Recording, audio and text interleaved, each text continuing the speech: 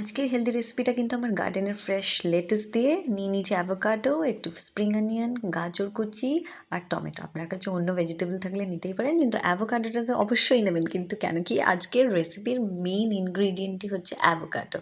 সমস্ত কিছুটা একটা পাত্রে ঢেলে নিলাম, নিয়ে ভালো করে ম্যাশ করে নিলাম একটা কাঁটা চামচের সাহায্যে। একটু পনিরের কুচি দিয়েছি, একটু নুন, গোলমরিচ, একটু অলিভ অয়েল দিলাম, দিয়ে সুন্দর করে মিক্স করে নিলাম। এবার আপনারা একটা ম্যাশার দিয়েও ম্যাশ করতে পারেন, আমি কাঁটা চামচ দিয়ে করেছি, ডাজন্ট ম্যাটার, কাজটা হওয়া দরকার। নিয়ে নিয়েছি হাঙ্কার, বাড়িতে পাতা, সম্পূর্ণ বাড়িতে পেতেছি, দেখুন জলটা ঝরানো দইটার। আর সুন্দর করে গোলমরিচ আর নুন মিশিয়ে নিয়েছিলাম, দিয়ে সবার আগে একটা ওর প্রলেপ দিয়ে দিলাম, তার উপরে আমার মিক্সচার যেটা বানিয়েছিলাম সেটা দিয়ে দিলাম, দিয়ে আমার ফ্রেশ ধুয়ে রেখে দেওয়া আমার লেটুসগুলো দিয়ে দিলাম, দিয়ে আবার একটা ওই দইয়ের প্রলেপ লাগিয়ে নেক্সট পার্টটা উপরে লাগিয়ে জাস্ট এপিট ওপিট ছেঁকে নিলাম। আপনারা যেটাকে বলেন রোস্ট করা, টস করে নিলাম আর কি।